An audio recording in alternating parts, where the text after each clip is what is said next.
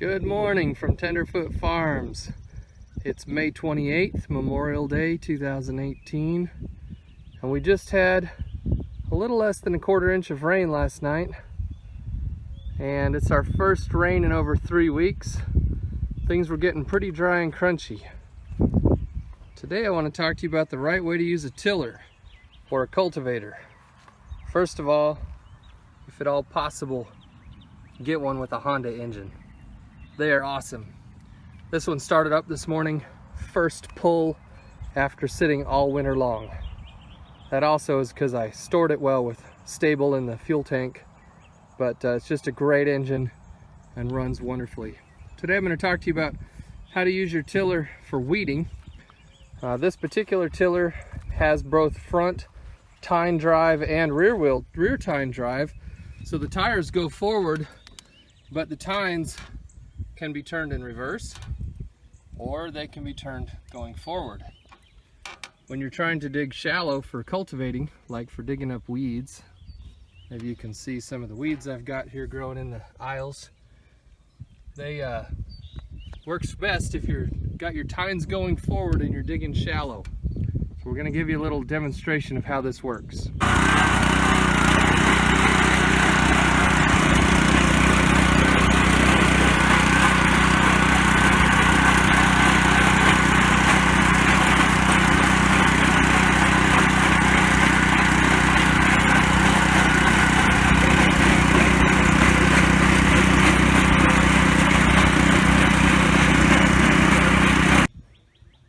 On a good tiller, there's two kinds of adjustments. There's the depth control adjustment, this one, and then there's a drag stake. And if you look underneath, this is the drag stake, and this is the depth control. When you're going forward with your tines rotating forward, you're not trying to till very deep. You can see this only went an inch or two. It's just enough to dig all the weeds up by the roots. You want your drag stake sticking down low and your depth control a few inches above that. So you can see up here I've got my drag stake in its top hole. There's another hole down below, but that lets this hang out the farthest. Your drag stake is what stops the tiller from running away with you and dragging you forward really fast. Helps slow it down a little bit. And the depth control is what controls how deep the tines can cut. If your tiller's set up well, even your 11-year-old son can do it. It should not be bucking around like a horse. If it is, you've got something set up wrong. Isaiah was dying to try this, so you can see that he's not having any trouble. And it's just digging down just enough to do some weeding.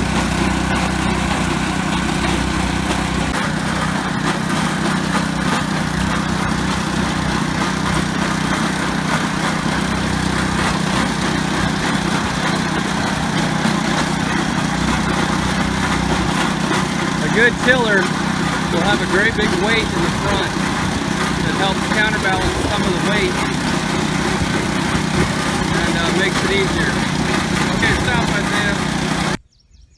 That cast iron weight in the front of a good tiller, this great big black block that you can see here, makes it so that you can pick the tiller up really easily. Show us how you pick it up, Isaiah. And that way you can pick up the flap on the back. Pick up that flap, Isaiah. And you can look underneath it and see if you've got weeds stuck in it. You do have to stop every now and then, clean it out, especially if you run over a piece of string or a surveyor's flag or something like that. But really tall weeds will get wrapped around that axle and you've got to stop every now and then and clean it up. But using a tiller for weeding should be really easy. If it's not, you need to think about how you've got your setup working. Depending on exactly how hard your ground is, you may have to change your depth control or your drag stake just a little bit. Ground that's really hard, you got to give the drag stake a little more play.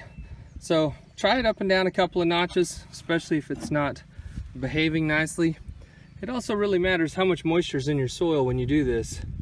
This dirt just had a little bit of rain on it. You can see it's damp, but it won't stay clumped together. Works great for tilling out the weeds, or cultivating as some people call it.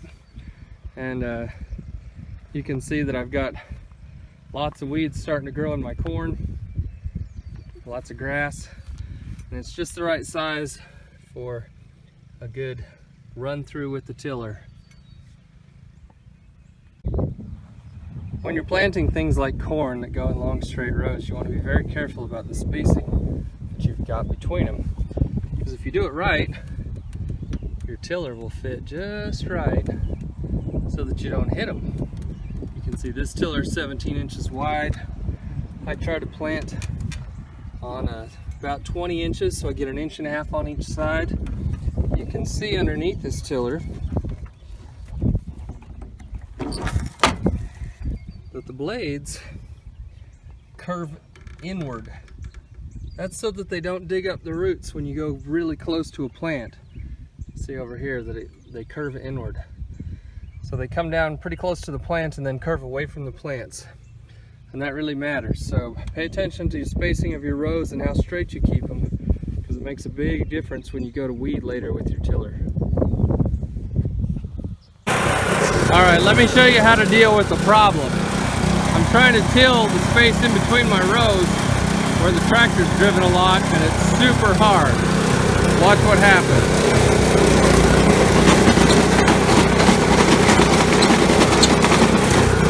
It gets pretty bumpy and it's not digging in very well.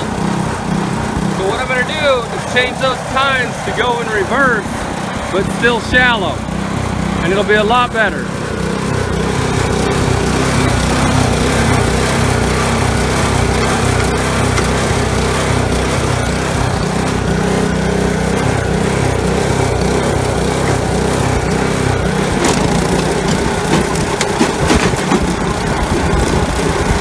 Now I can control it one-handed, and you can see that the dirt is getting chewed up a lot nicer, digging up the weeds a whole lot better. But sometimes you gotta play with the best way to do it, considering on how your soil is. But whatever you do, don't suffer with it bouncing around without trying something different. During this video, you may have noticed that some of my plants are a little sparse. Here's a sweet potato. There's a little sweet potato. Here's a bunch more sweet potatoes. And I've got big gaps. We had an unusually cold, wet spring this year, and I planted the sweet potatoes 3 weeks after our frost-free date, and then it froze. Not very much, just a tiny little frost on the cars, but it was enough to kill off over half my sweet potatoes.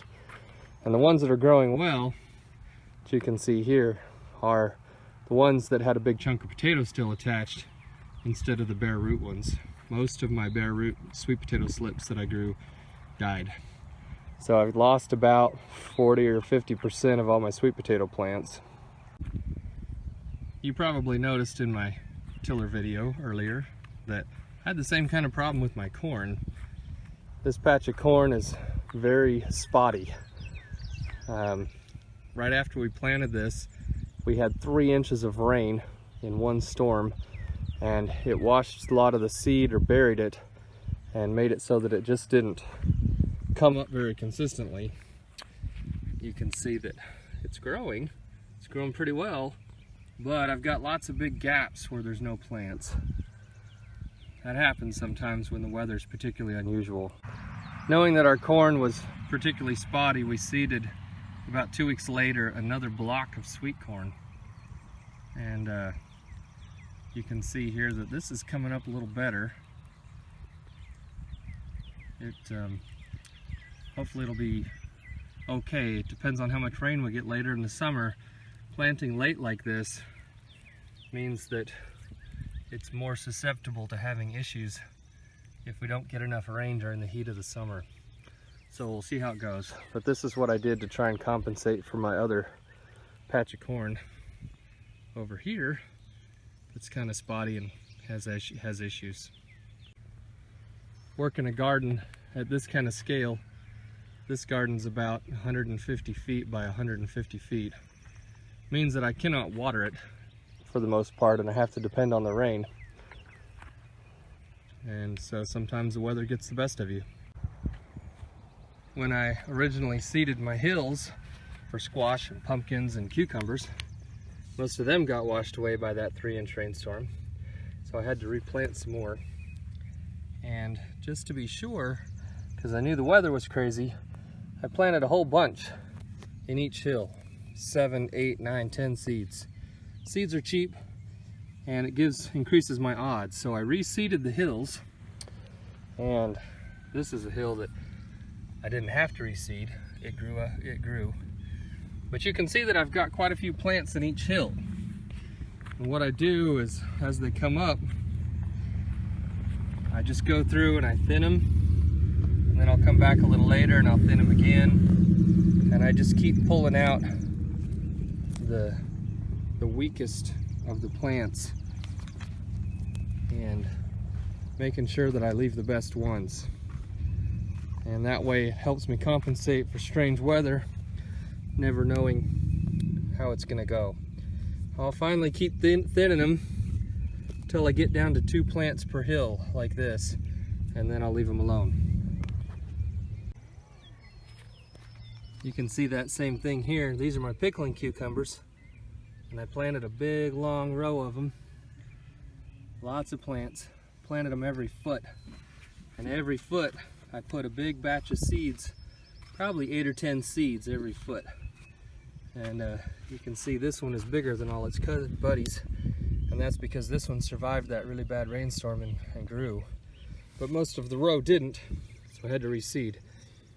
So every foot or two, every foot or foot and a half, I've got a clump of seeds that I've been slowly thinning down until eventually I'll just leave 2 like this in each position. And that way I can compensate for weird weather, bugs, birds. Sometimes my chickens come over here and peck at the plants. And this way I increase my odds. Seed is by far cheaper than the amount of time that I spend in my garden. So just thought I'd let you know that things here on the farm are certainly not always perfect, and you have to decide how you're going to compensate for that. That's all for this video from Tenderfoot Farms, Zone 7A in northern Alabama, right near the Tennessee line. Hope you enjoyed this video and learned something about using your tiller to weed your garden. Thanks, we'll see you next time.